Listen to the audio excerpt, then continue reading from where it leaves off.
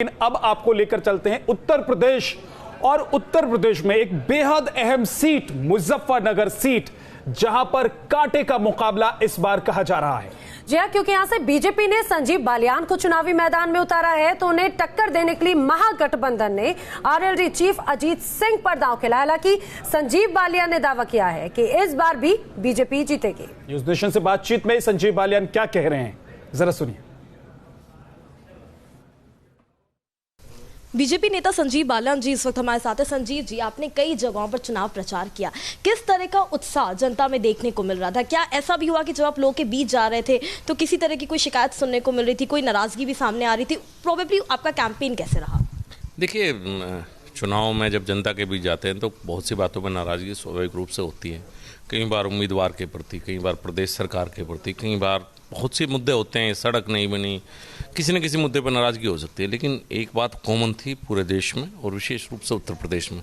इन सब शिकायत के बावजूद सबका एक ही बात कहना था कि प्रधानमंत्री हम नरेंद्र मोदी को देखना चाहते हैं, वोट भारतीय जनता पार्टी को जाएंगे। ये कॉमन बात थी अक्रॉस डिस्ट्रिक्ट, अक्रॉस कॉन्स्टिट्यूंसी, पूरे प्रदेश में। आपने कैंपेन कौन कौन सी जगहों पे किया, चुनाव प्रचार कहाँ का किया, और वहाँ के अगर जातिगत समीकरणों पे भी बात करें तो कौन कौन से मुद्दे थे? सोशल साइंस उस जगह का कैसा था? किन चीज़ों पर लोग वोट कास्ट करने जा रहे थे? देखिए, पश्चिम उत्तर प्रदेश में ज़्यादातर जगह में रहा, पूर्व में मैं मेठी, मिर्ज़ापुर उस तरफ भी रहा।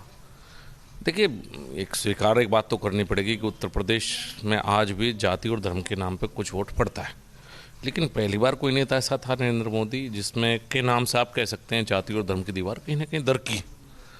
मुद्दे बहुत थे, प्रदेश सरकार के मुद्दे, केंद्र सरकार के मुद्दे, लेकिन एक बात जो मैंने पिछली बार बताया सब कॉमन थी कि नरेंद्र मोदी से किसी की नाराजगी कहीं नहीं थी। एक और चीज़, यूपी के 80 सीटों में से अगर आकलन किया जाए, क्योंकि आपने कहा आपने पश्चिमी और पूरब की तरफ ज़्यादा चुनाव प्रचार किया, तो 80 में से यूपी में कितनी सीट आप उम्मीद कर रहे हैं कि भाजपा के बाले में जाएगी?